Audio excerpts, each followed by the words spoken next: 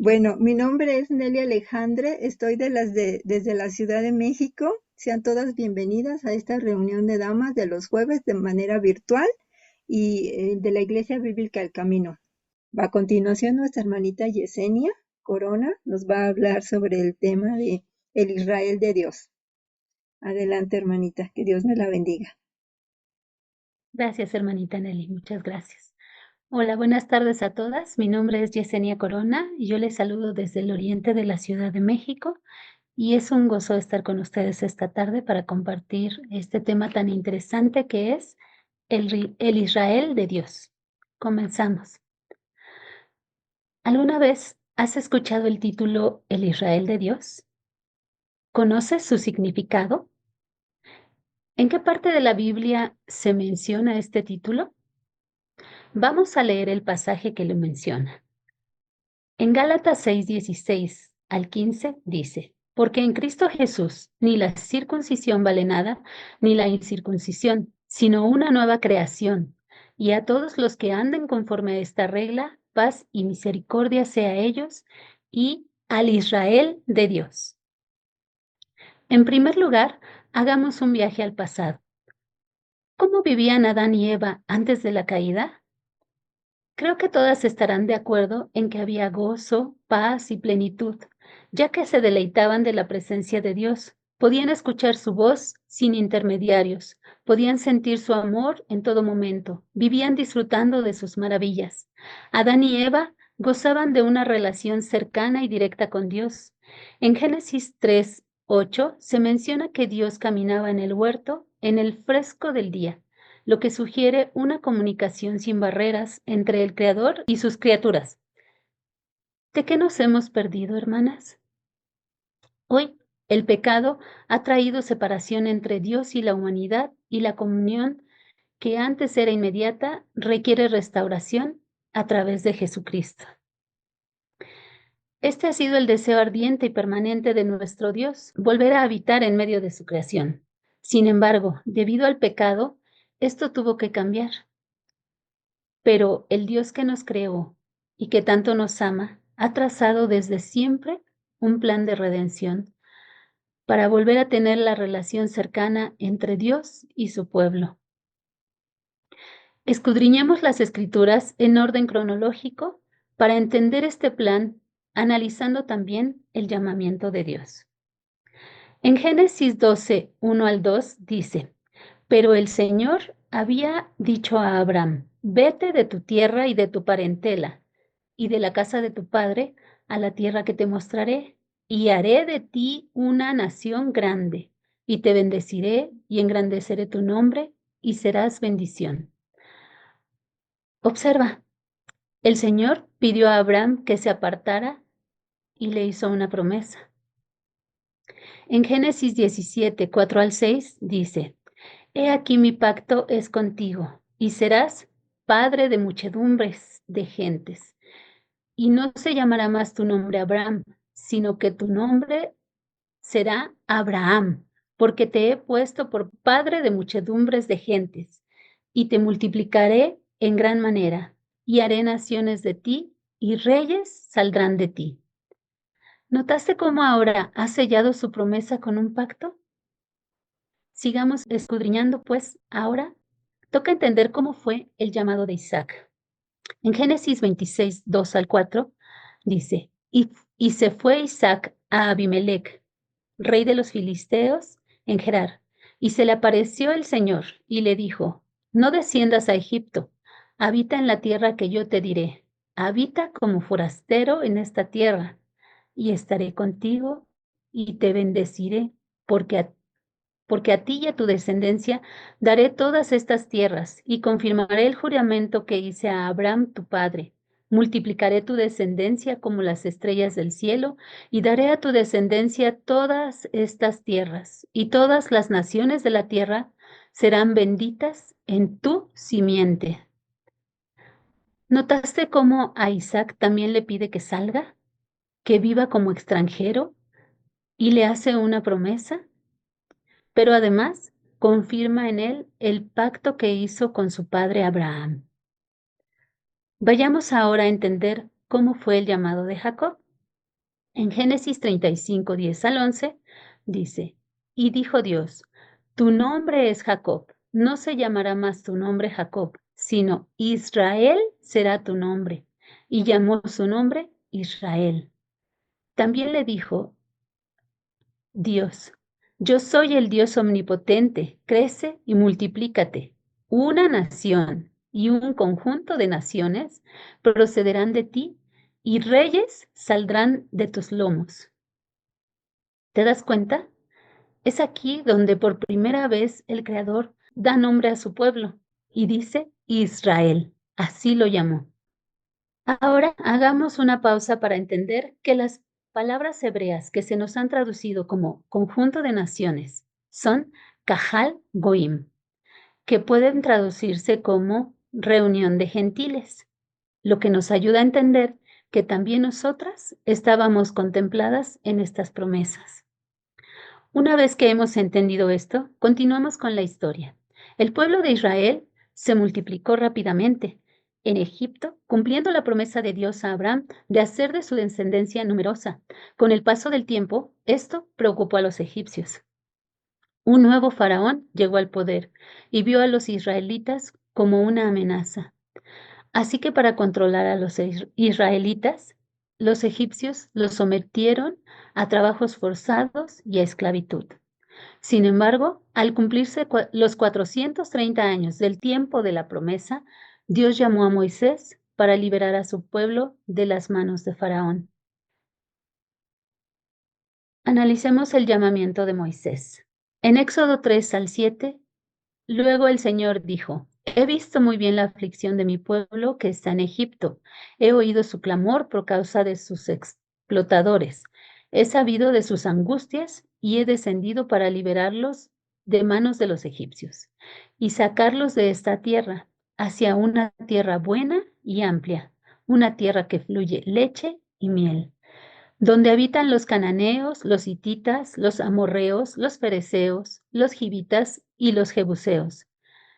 El clamor de los hijos de Israel ha llegado a mi presencia y he visto además la opresión con que los egipcios los oprimen.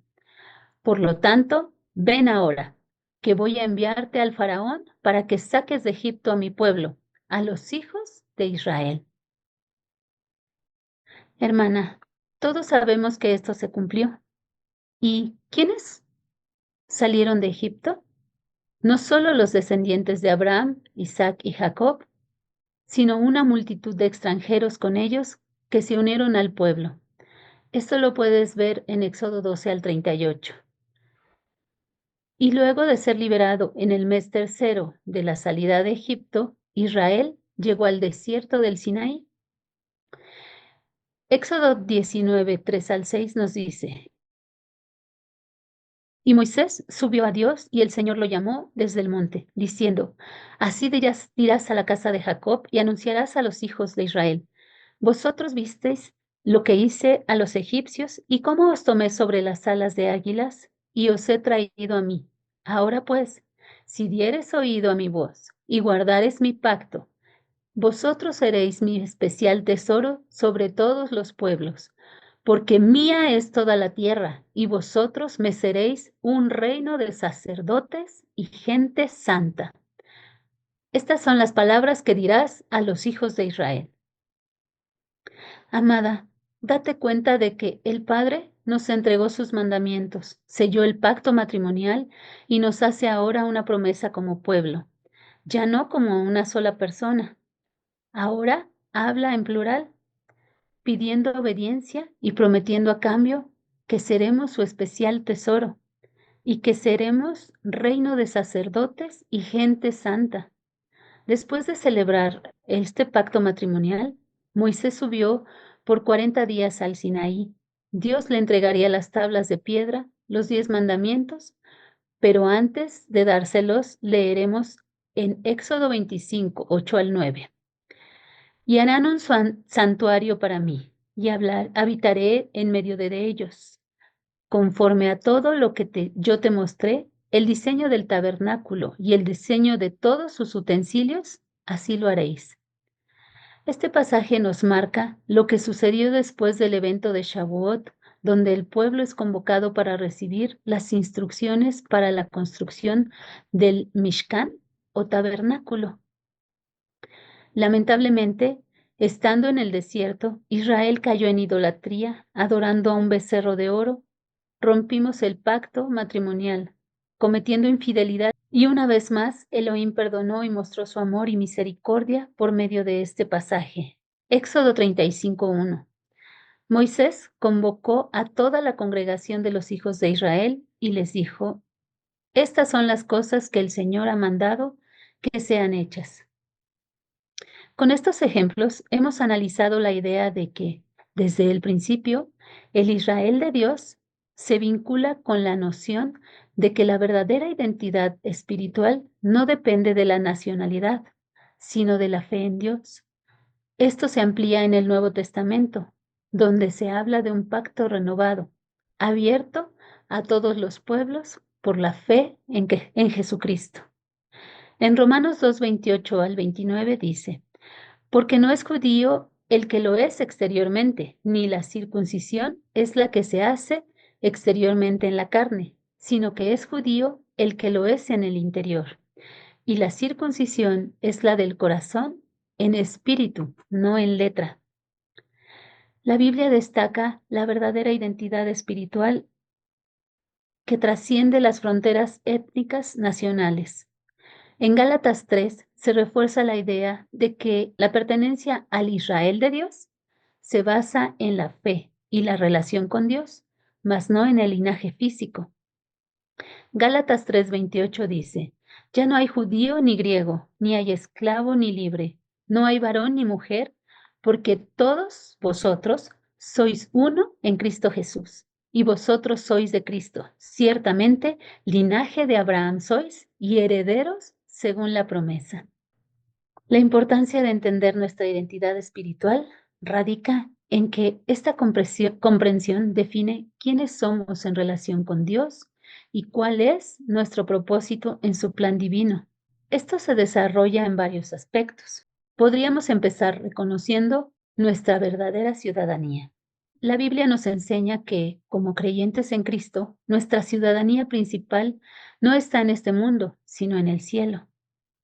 En Filipenses 3:20 nos dice: Mas nuestra ciudadanía está en los cielos, de donde también esperamos al Salvador, al Señor Jesucristo, el cual transformará el cuerpo de la humillación nuestra para que sea semejante al cuerpo de la gloria suya, por el poder con el cual puede también sujetar a sí mismo todas las cosas. Hermana, ¿puedes notarlo? Tan seguras podemos estar de que somos ciudadanas del cielo, que Yeshua nos dará un cuerpo glorificado.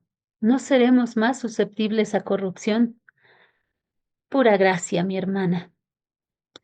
En 1 Corintios 3:17 dice: Si alguno destruyere el templo de Dios, Dios lo destruirá a él, porque el templo de Dios, el cual sois vosotros, santo es.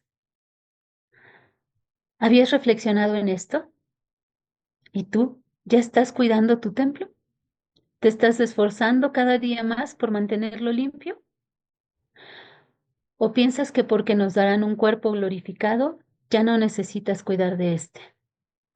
Es importante que entiendas que ahí, en tu cuerpo, es donde mora el Espíritu Santo en este tiempo. Así que, como lo hacía en medio de su pueblo, en el tabernáculo, a pesar del pecado del pueblo, el cual él perdonó. Busquemos ahora un cambio en nuestra relación con Dios. Cuando comprendemos que somos parte del Israel de Dios, reconocemos que somos hijos e hijas de Dios por medio de la fe en Cristo.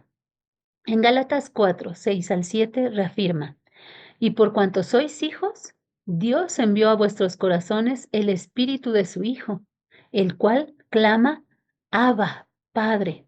Así que ya no eres esclavo, sino hijo, y si hijo, también heredero de Dios por medio de Cristo. Demos gracias a Dios por su misericordia. Gracias a Yeshua por ser la puerta a través de la cual podemos volver al Padre. y ser reconocidos como hijos. En Romanos 4, 5 al 7 dice, mas al que no obra, si no cree en aquel que justifica al impío, su fe le es contada por justicia. Como también David habla de la bienaventuranza del hombre a quien Dios atribuye justicia sin obras, diciendo, bienaventurados aquellos cuyas iniquidades son perdonadas y cuyos pecados son cubiertos.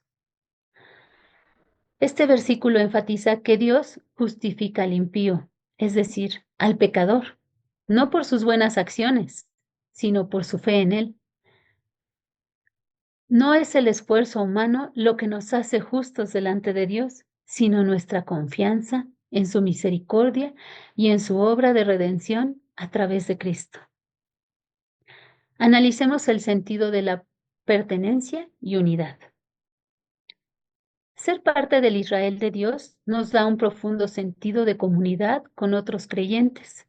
En 1 de Pedro 2:6 nos dice, por lo cual también contiene la escritura, he aquí, pongo en Sión la principal piedra del ángulo, escogida, preciosa, y el que creyere en él no será avergonzado. La piedra del ángulo, texto tomado de las profecías del Antiguo Testamento en Isaías 28:16. Vamos a desglosar esto. En este verso, Sión representa a Jerusalén. La piedra del ángulo es Jesucristo, quien es el fundamento sobre el cual se edificó la fe. En Efesios 2:20 dice, edificados sobre el fundamento de los apóstoles y profetas, siendo la principal piedra del ángulo Jesucristo mismo.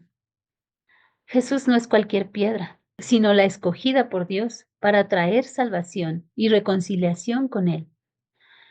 Su valor es infinito, porque en Él está la vida eterna. Mateo 21:42. La piedra que desecharon los edificadores ha venido a ser cabeza del ángulo, y el que creyere en Él no será avergonzado. La promesa es que quien confía en Cristo nunca será defraudado, sino que tendrá seguridad eterna en Dios. No hay temor ni pérdida para los que creen en Él. En Romanos 10:11 nos dice, porque la Escritura dice, todo aquel que en Él creyere no será avergonzado. Este versículo nos asegura que Jesucristo es el fundamento sólido sobre el cual debemos construir nuestra fe. La piedra preciosa es la que, al creer, encontramos seguridad y honra en Dios. En Efesios 2:19 dice, así que ya no sois extranjeros ni advenedizos, sino conciudadanos de los santos y miembros de la familia de Dios. Esto nos hace entender que somos parte de una gran familia espiritual, trascendiendo diferencias culturales, nacionales o sociales y fomentando la unidad en el cuerpo de Cristo.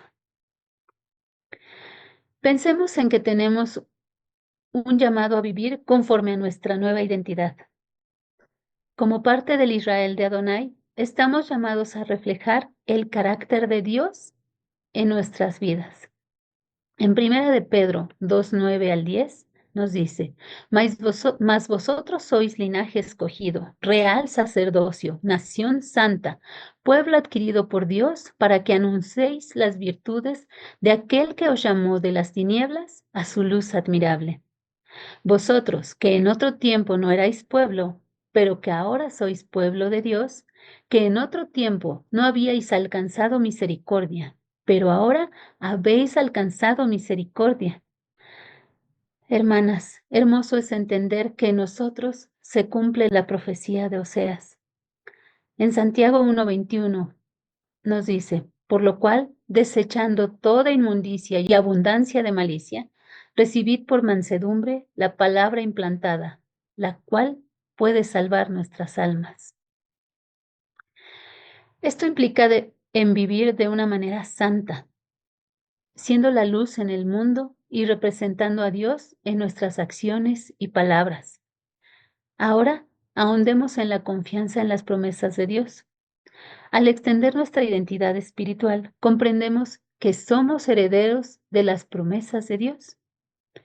En Gálatas 3:29 nos dice, y si vosotros sois de Cristo, ciertamente el linaje de Abraham sois, y herederos según la promesa. En 2 de Corintios 1:20 dice, porque todas las promesas de Dios son en Él sí y en Él amén, por medio de nosotros, para gloria de Dios.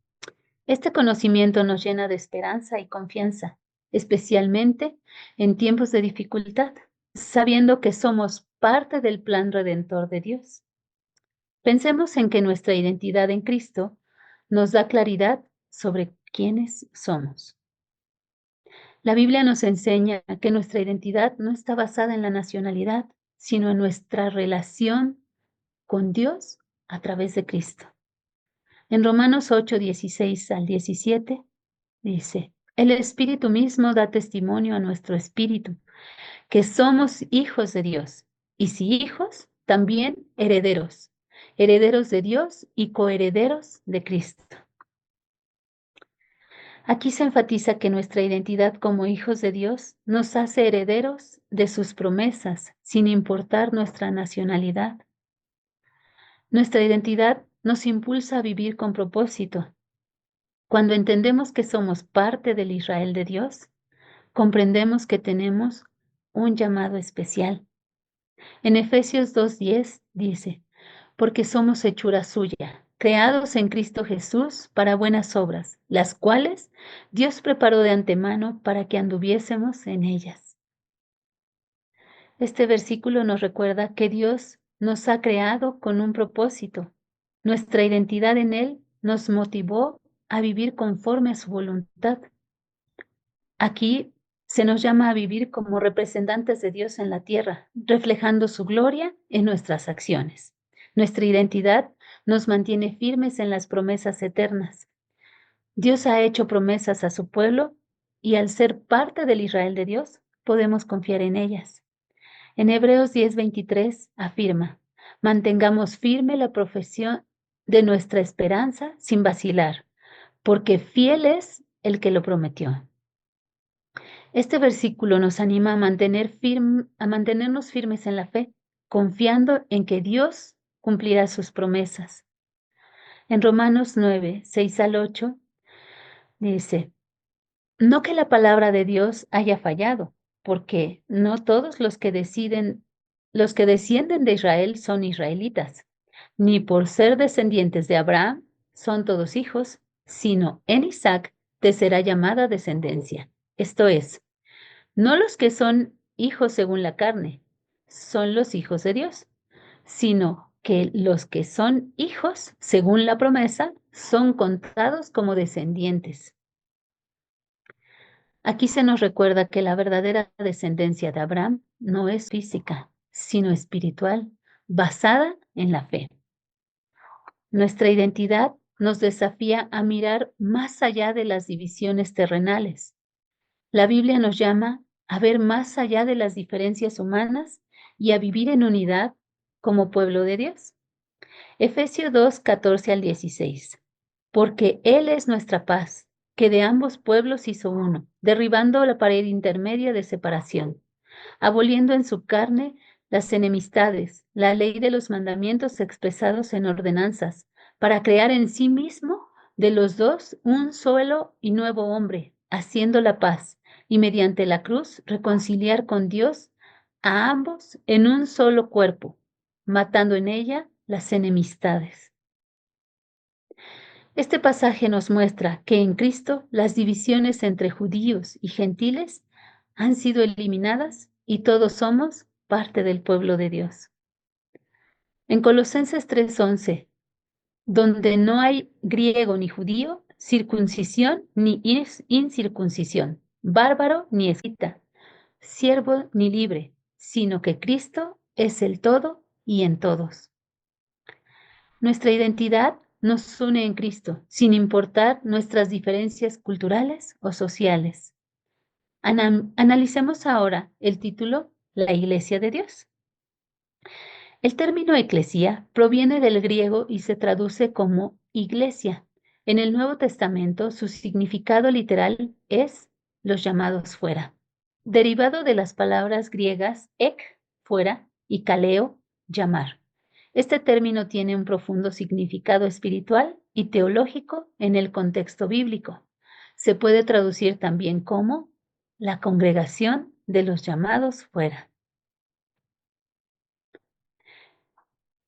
En el Nuevo Testamento, el término adquiere un significado espiritual, refiriéndose a la comunidad de creyentes en Cristo Jesús.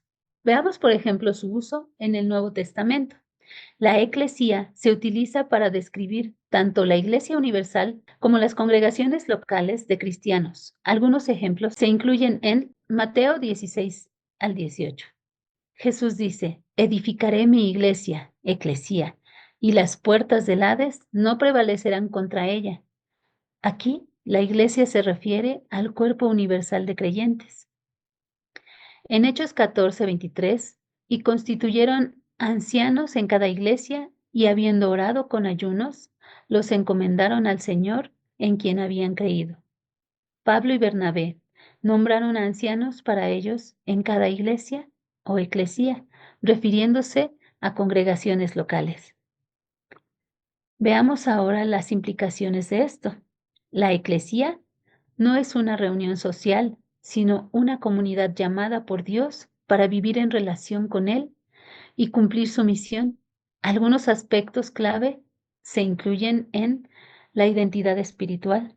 Los creyentes son llamados a ser un pueblo santo, apartado para Dios, como ya lo leímos en 1 de Pedro 2:9.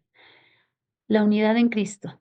La iglesia es el cuerpo de Cristo, donde todos los miembros tienen un propósito y función.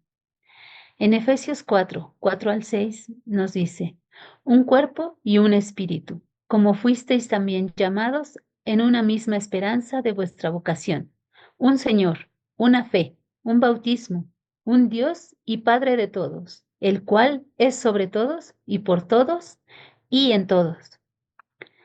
Vamos a desglosar esto. Un cuerpo se refiere a la iglesia, el cuerpo de Cristo, aunque está compuesto por diferentes personas, todas forman una unidad. Primera de Corintios 12:2-13 nos dice, porque así como el cuerpo es uno y tiene muchos miembros, pero no todos los miembros del cuerpo, siendo muchos, son un solo cuerpo. Así también Cristo, porque por un solo espíritu fuimos todos bautizados en el cuerpo, sean judíos o griegos, sean esclavos o libres, y a todos se nos dio a beber de un mismo espíritu. Un espíritu es el Espíritu Santo que habita en todos los creyentes y los une en fe. Él es quien guía, fortalece, da vida espiritual al cuerpo. Ahora bien, la esperanza es la promesa de vida eterna, la futura gloria con Cristo. Todos los creyentes comparten esta misma esperanza sin distinción. En Colosenses 1:27 nos dice, a quienes Dios quiso dar a conocer las riquezas de la gloria de este misterio entre los gentiles, que es Cristo en vosotros, la esperanza de gloria. Entendamos ahora cuál es la misión divina. La Iglesia está llamada a ser luz en el mundo y a proclamar el Evangelio. En Mateo 28:19-20 nos instruye. Por tanto, id y hacer discípulos a todas las naciones, bautizándolos en el nombre del Padre y del Hijo y del Espíritu Santo, enseñándoles que guarden todas las cosas que os he mandado. Y he aquí, yo estoy con vosotros todos los días hasta el fin del mundo. Amén. Reflexionemos. La Eclesía representa la comunidad de creyentes que han sido llamados fuera de este mundo para vivir según los valores del reino de Dios. Esto se refleja en pasajes como Efesios 1:22-23, que dice, y sometió todas las cosas bajo sus pies, y lo dio por cabeza sobre todas las cosas a la iglesia, la cual es su cuerpo, la plenitud de aquel que todo lo llena en todo. Este es un pasaje que nos ayuda a comprender el lugar de Jesucristo en relación con la Iglesia y su papel en el plan de Dios. Vamos a desglosarlo. Sometió todas las cosas bajo sus pies. Este fragmento declara la soberanía absoluta de Cristo. Dios ha puesto todas las cosas bajo el dominio de Jesús, mostrando que Él tiene autoridad sobre todo en el cielo y en la tierra. Nuestra referencia sobre esto es Mateo 28:18. Y Jesús se acercó y les habló diciendo: Toda potestad me es dada en el cielo y en la tierra. Jesús está por encima de todas las fuerzas espirituales, poderes, autoridades y circunstancias, asegurándose que su poder es supremo. Lo dio por cabeza sobre todas las cosas a la Iglesia. Aquí se enfatiza que Cristo es la cabeza de la Iglesia. Esto implica que Él guía, dirige y sostiene a la Iglesia como su líder supremo. La Iglesia se refiere al cuerpo de creyentes que siguen a Cristo. En Colosenses 1:18 dice: Y Él es la cabeza del cuerpo que es la Iglesia. Él es el principio, el primogénito de entre los muertos, para que en todo tenga la preeminencia. La Iglesia depende completamente de Cristo para su dirección y crecimiento espiritual. Siguiente punto, la cual es su cuerpo. La Iglesia es presentada como el cuerpo de Cristo, lo que simboliza una relación íntima y activa entre Él y los creyentes. Así como el cuerpo físico depende de la cabeza para funcionar, los creyentes dependen de Cristo. En Romanos 12:4-5 nos dice: Porque de la manera que en un cuerpo tenemos muchos miembros, pero no todos los miembros tienen la misma función. Así nosotros, siendo muchos, somos un cuerpo en Cristo y todos miembros los unos de los otros. La plenitud de aquel que todo lo llena en todo. Este fragmento expresa que la Iglesia está diseñada para reflejar la plenitud de Cristo. Él llena todas las cosas con su presencia, poder y propósito, y la Iglesia es el canal por el cual esta plenitud se manifiesta en el mundo. Plenitud indica que la Iglesia encuentra su identidad y propósito en Jesús y está llamado a ser una extensión de su amor y verdad. En Colosenses 2:9-10 nos dice: Porque en Él habita corporalmente toda la plenitud de la deidad, y vosotros estáis completos en Él, que es la cabeza de todo principado y potestad. Veamos unas conclusiones. Efesios 1:22-23 nos muestra la centralidad de Cristo en la Iglesia. Él es su líder, su autoridad y la fuente de su plenitud. Este pasaje nos llama a reconocer nuestra dependencia de Cristo como Iglesia y a vivir como su cuerpo, reflejando su gloria y propósito en el mundo. En 2 Corintios 6:17 nos dice: Por lo cual, salid en medio de ellos y apartaos, dice el Señor, y no toquéis lo inmundo, y yo os recibiré. En resumen, la Iglesia o Iglesia de Dios no tiene nada que ver con un edificio o una institución liderada por hombres, regulada por esquemas ni mandamientos humanos. La Iglesia de Dios es una comunidad espiritual de creyentes llamados a vivir en comunión con Dios y entre sí.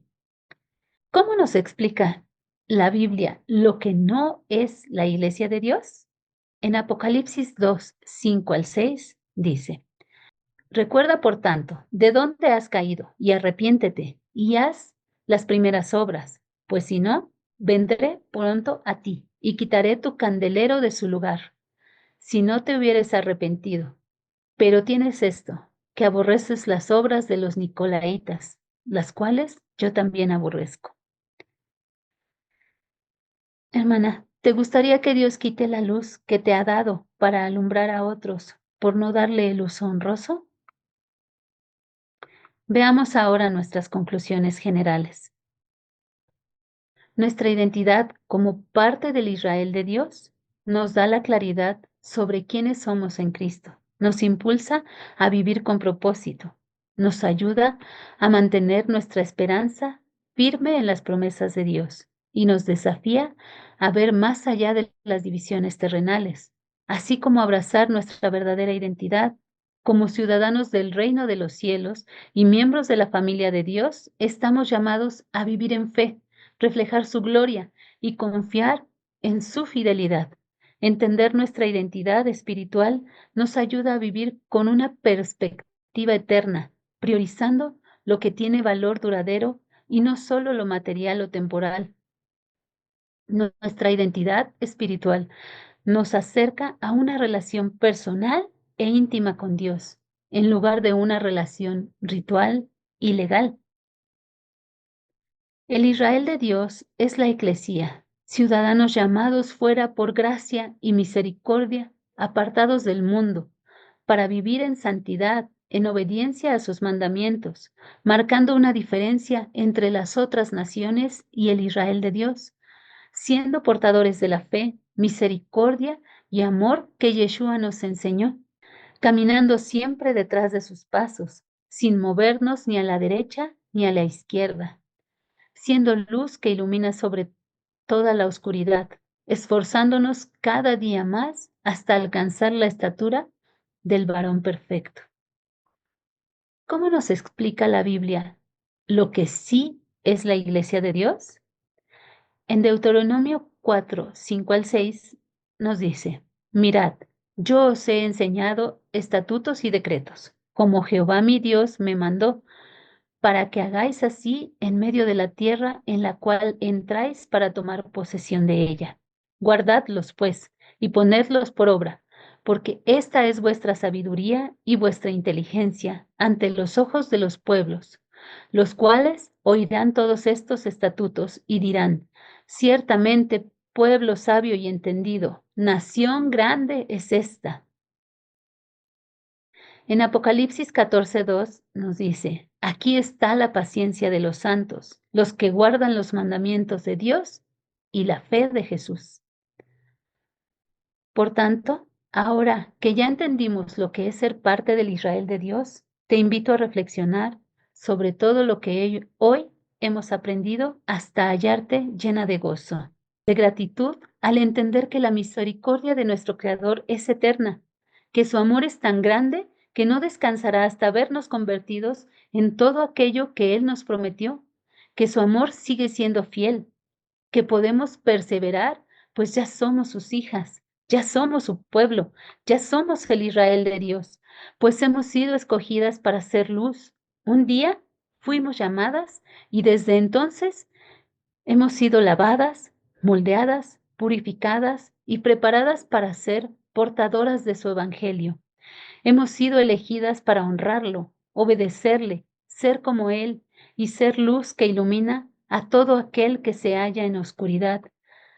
Alégrate, hermana, alégrate, ya formas parte del Israel de Dios. La pregunta ahora es, ¿estás segura de que quieres formar parte del pueblo de Dios? Porque esto también tiene ciertas responsabilidades y sacrificios. Implica algunos sacrificios, hermana.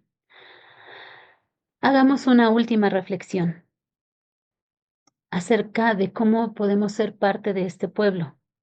Cuando somos llamados, algunas veces queremos traer también con nosotros a todas las personas que amamos. Pero entendamos que como Abraham, Isaac, Jacob, Moisés y muchos más, el llamado era personal.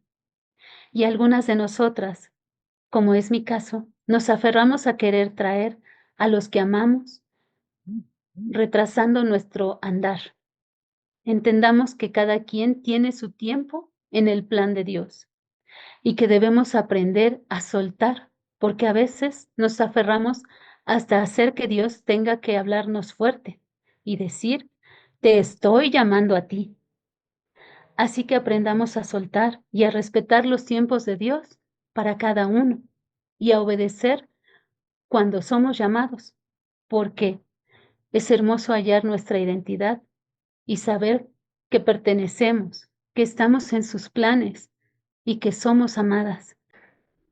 Así que alegrémonos porque formamos parte del pueblo de Dios, hermanas, y analicemos sobre todo esto y pongámonos en obra, pongámonos en marcha, cumpliendo con todo lo que se nos pide, porque ya hemos sido llamadas, ya hemos sido preparadas, lavadas y purificadas.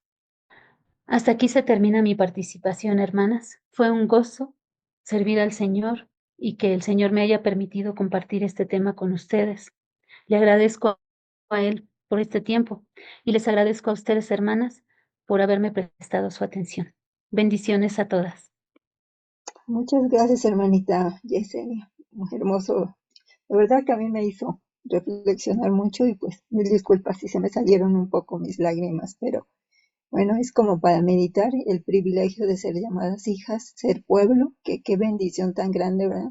Sobre todo que seamos un pueblo sabio, entendido, porque somos hechos a imagen de Él y aparte glorificar su nombre en nuestras vidas, seguir adelante, sabiendo que tenemos una identidad muy grande y somos privilegiadas, valorar lo que el Señor hizo por nosotras, por adquirir este pueblo, ¿no? Que somos cada una y que seamos esas piedras preciosas en sus manos, que nos siga puliendo para seguir adelante y podamos ser realmente reflejo suyo aquí en la tierra, como un pueblo especial, ¿no? Bienaventuradas todas y cada una de ustedes. Muchas gracias, hermanita Yesenia. Hermanita Laurita Gutiérrez, si es tan amable de despedirnos con la oración final. Sí, mi hermana, claro que sí. Adelante. Bendito Dios y Padre Santo, en esta tarde, Señor, te damos las gracias, Padre, porque pues estamos aquí reunidas de diferentes partes, Señor, de la tierra, Dios. Te alabamos, te bendecimos y glorificamos tu nombre, Dios. Gracias por esta enseñanza que nos permitiste el día de hoy, Señor. Gracias, bendito Rey, porque una vez más, Señor, comprobamos, Padre, que somos parte, Dios, de esa nación a la cual tú has llamado, Señor. Gracias, Padre Santo, porque en cada una de nosotras, Señor, vemos, bendito Dios, reflejado tu misericordia, tu amor. Y gracias, Padre, porque nos has atraído a ti, Señor. Hemos regresado, Señor, con esa gana, Señor, de seguir aprendiendo, de seguir esforzándonos, Señor, siendo obedientes a tu bendita palabra, Señor. Gracias, Padre, por cada una de mis hermanas, Señor.